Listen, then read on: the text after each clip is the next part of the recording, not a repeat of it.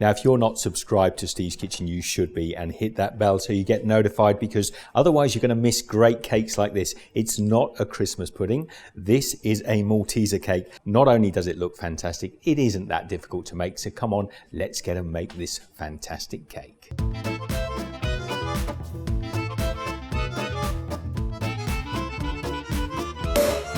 I'm going to start with 2 half round cakes. I've got these really great cake molds. They're 6 1/4 inch, about 16 centimeters. I'll leave a link for these. They're really well made. And the cake batter is going to be a simple pound cake with a slight variation to the way I normally make it. Let's get on and show you the ingredients. I've got 400 grams, that's 14 ounces of self-raising flour. If you want to use plain flour, by the way, with a combination of baking powder, all the ingredients are on my website on steveskitchen.com, so you can click the link down below and check that out. We've got 320 grams, 11 ounces of sugar.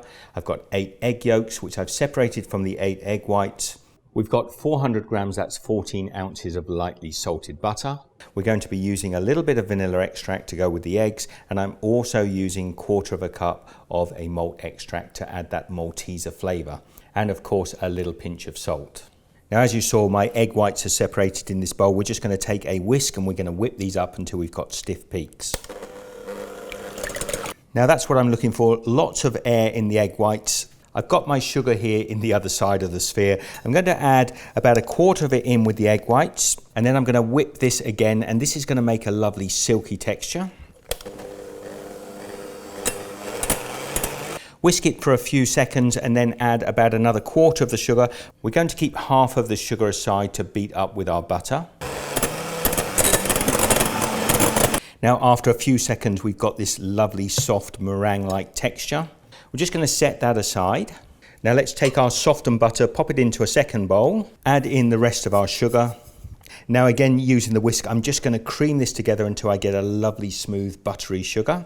Once the butter and sugar is mixed together, I'm just taking 1/4 cup of malt extract, adding that in there as well. This is another form of sugar, but it's got that lovely malt flavour. And I want to add in about a teaspoon of vanilla extract, which I'm just going to eyeball. And again, we're just going to whisk this up. So now all our sugars and our butters are mixed together. I'm going to add into there my 8 egg yolks. And I'm going to continue whisking until I got a lovely thick batter.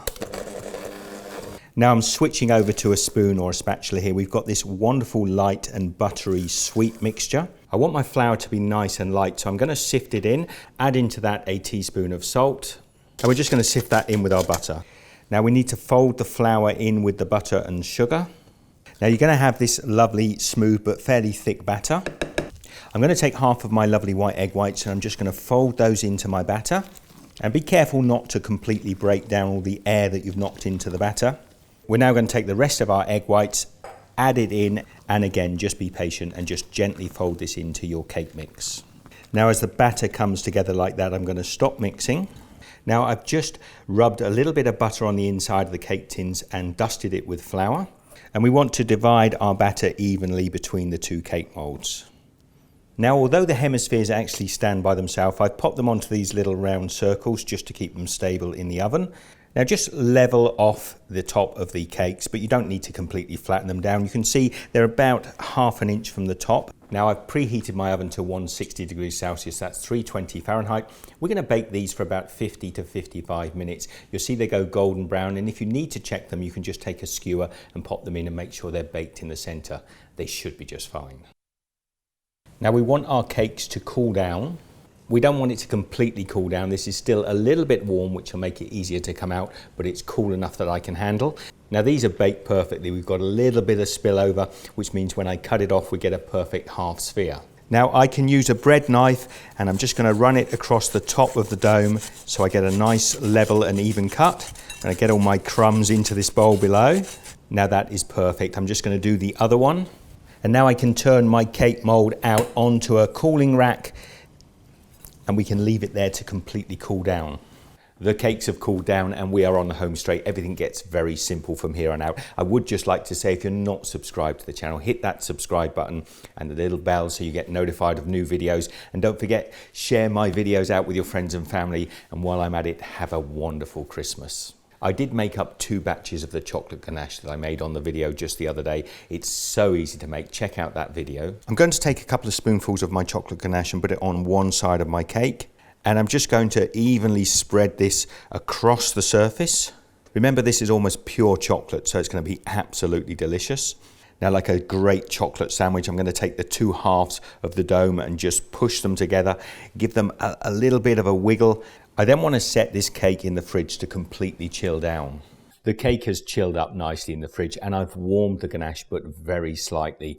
I've also put a couple of skewers through the lower half of the cake here, and I'm doing that so I can just lift the cake off and put it onto the presentation plate ready to decorate.